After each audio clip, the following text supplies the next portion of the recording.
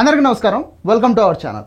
ఏదైనా ఒక ఇన్సిడెంట్ జరిగితే చాలు మేము రాజకీయం చేసుకుంటాం. మాకు రాజకీయం చేసుకోవడానికి రోజు ఒక ఇన్సిడెంట్ దొరకాలి అని ప్రభువును ప్రతినిత్యం ప్రార్థన చేస్తూ ఉంటారో ఏమో తెలియదు, కానీ ఈ సోకాల్డ్ వైఎస్ఆర్సీపీ బ్యాచ్ మొత్తం రాష్ట్రంలో ఏదైనా ఒక చిన్నపాటి అపశృతి జరిగితే చాలు ఇక దాన్ని ప్రభుత్వానికి అంటగట్టి ఏ విధంగా రాజకీయం చేసుకోవాలని ప్రయత్నం చేస్తూ ఉంటారో మనం గత ఏడాది పాటున చూస్తానే ఉన్నాం. ఇప్పుడు తాజాగా మళ్ళీ అటువంటి ప్రయత్నమే మొదలు పెట్టారనమాట. మొన్నటికి మొన్న తిరుపతిలో ఏదైతే ఈ వైకుంఠ ఏకాదశి నాడు తొక్కిసలాట జరిగిందో దాన్ని రాజకీయం చేయాలనేటటువంటి ప్రయత్నం చేశారు. ఇక ఈ గోశాల విషయంలో అసలు అక్కడ ఏమీ జరగకపోయినా ఏదో జరిగిపోయింది అని చెప్పేసి మన దొంగ హిందువు కరుణాకర్ రెడ్డిని ముందర పెట్టి రాజకీయం చేయాలని ప్రయత్నం చేశారు. ఈరోజు సింహాచలంలో ఉన్నటువంటి మన సింహాచల అప్పన్న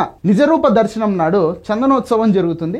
ఉత్సవానికి వేలాది మందిగా భక్తులు తరలి రావడం అనేది ప్రతి ఏడాది జరిగేటటువంటి కార్యక్రమమే. కాకపోతే అన్ఫార్చునేట్లీ ఈ సంవత్సరం చందనోత్సవానికి జనాలు కూడా ఎక్కువగా రావడం, అంతేకాకుండా అదే సమయానికి ఉరుములు మెరుపులతో కూడినటువంటి భారీ వర్షం అనేది రావడం వల్ల అక్కడ ఉన్నటువంటి ఒక ప్రహరీ గోడ కూలి సుమారు ఒక 8 మంది దాకా మరణించడం జరిగింది. Very unfortunate. మనమేమి అది ఊహించింది కూడా కాదు, అది ప్రమాదవశాత్తు జరిగినటువంటి సంఘటన. ఇక దాన్ని కూడా ఈ వైఎస్ఆర్ కాంగ్రెస్ పార్టీ ఏ విధంగా రాజకీయం చేసుకోవడానికి ప్రయత్నం చేస్తా ఉందో మీరు ఒకసారి చూడండి. రాత్రి ఘటన జరిగితే ఆ ఘటన జరిగి ఒక అరగంట గంట అవుతూ ఉంటుందేమో. ఇక ఆ అరగంట గంటలోనే ఈ వైఎస్ఆర్ సిపికి సంబంధించినటువంటి పేటిఎం పెయిడ్ ఐప్యాక్ బ్యాచ్ అంతా అప్పట్లో పుష్కరాల్లో ఇంతమంది చనిపోయారు, మొన్న తిరుపతి తొక్కిసలాటలో ఇంతమంది చనిపోయారు, ఈ రోజు ఇంతమంది చనిపోయారు, చంద్రబాబుది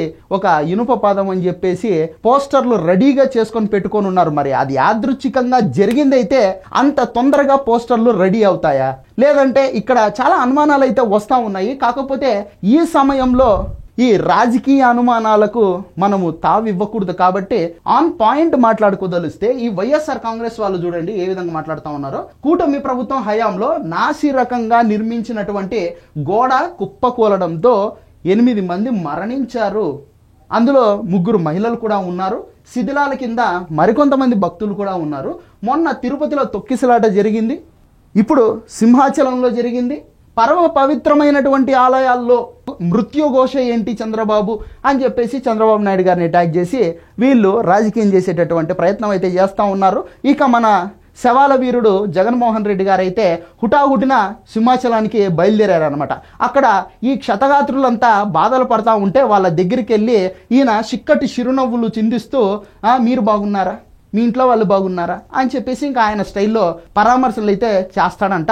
సరే, అదంతా పక్కన పెడితే ఇప్పుడు ఈ ప్రమాదాలను ప్రభుత్వం యొక్క వైఫల్యంగా వీళ్ళు మాట్లాడితే మరి వీటిని ప్రభుత్వ వైఫల్యాలు అనరా, లేకపోతే యాదృచ్ఛికంగా జరిగినటివి అని అంటారా?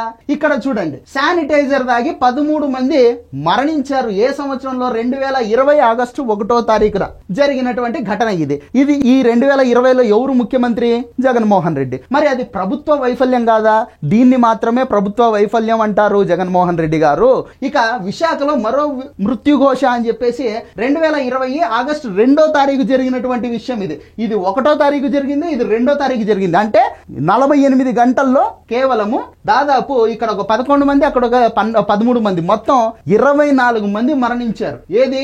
ఒక క్రేన్ కుప్పకూలి హిందుస్థాన్ షిప్ యార్డ్ లో 11 మంది చచ్చిపోయారు. దీన్ని ఏమంటారు అంటే ప్రభుత్వ వైఫల్యము అని అంటారు. ఇక ప్రజలకు నిత్యం వాతావరణానికి సంబంధించి అప్డేట్లు ఇచ్చేటటువంటి వ్యవస్థని చంద్రబాబు నాయుడు గారు తీసుకొని వస్తే దాన్ని మీ యొక్క నిర్లక్ష్యం వల్ల ఆ సర్వర్లకు కట్టాల్సినటువంటి పేమెంట్లు కూడా సరిగా పేమెంట్ చేయకుండా దాన్ని మూలగా పడేస్తే కనీసం పిడుగుపాటుకు సంబంధించి వచ్చేటటువంటి అప్డేట్లు కూడా జనాలకు రానటువంటి పరిస్థితి. గత 5 సంవత్సరాల్లో చూడండి, నెల్లూరులో 2020వ సంవత్సరం ఇది సేమ్ అదే సంవత్సరంలోనే ఏప్రిల్ నెలలో జరిగింది. ఇది 10 మంది మరణించారు పిడుగుపాటుకు.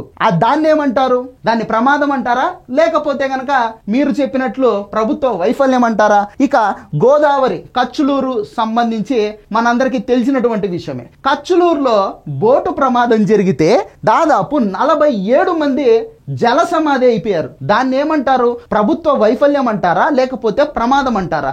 ఒక్క బోటు విరుక్కుంటేనే మీరు తీయడానికి దాదాపు నెల రోజులు టైం తీసుకున్నారు. అది మీ చేతగానితనం, మీ ప్రభుత్వం యొక్క చేతగానితనం. ఈ రోజు సింహాచలంలో ఏదైతే ఘటన జరిగిందో ఆ ఘటన జరిగినటువంటి వెంటనే ముఖ్యమంత్రి గారు, అంతేకాకుండా ప్రభుత్వ అధికారులు, మొత్తం యంత్రాంగం మొత్తం ఆ సింహాచలంలో జరిగినటువంటి ఘటనకు సంబంధించి కంప్లీట్గా ప్రాథమిక డీటెయిల్స్ మొత్తం అన్నీ 72 గంటల్లో తన టేబుల్ ముందు ఉండాలని చెప్పేసి ముఖ్యమంత్రి గారు ఆర్డర్ వేసినటువంటి పరిస్థితి. మరి గతంలో మీరు ఏం చేశారు? చక్కగా పఫ్ఫులు తినుకుంటూ ప్యాలెస్లో పడుకొని నిద్రపోయారు. అదొక్కటేనా?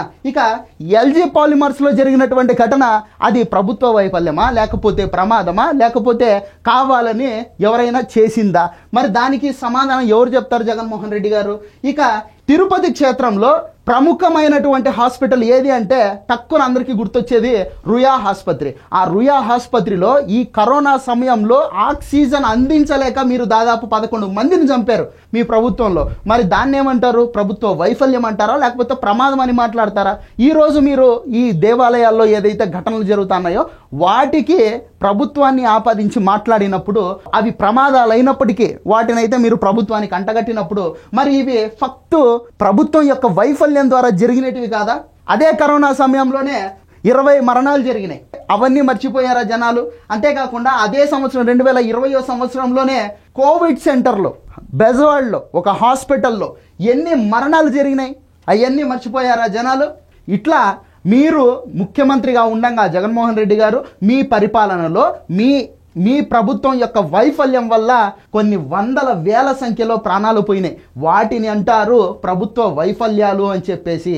ఇలా వైకుంఠ ఏకాదశి రోజు టిక్కెట్ల కోసం పోయి తొక్కిసలాట్లేకి వస్తే వాటిని ప్రమాదాలు అంటారు. నిన్న ఏదైతే జరిగిందో సింహాచలంలో దాన్ని కూడా ప్రమాదమనే అంటారు. ఎవరు కావాలని చెప్పేసి అక్కడ పోయి ప్రహరీ గోడల్ని జనాల మీదికి తోసేయలేదుగా.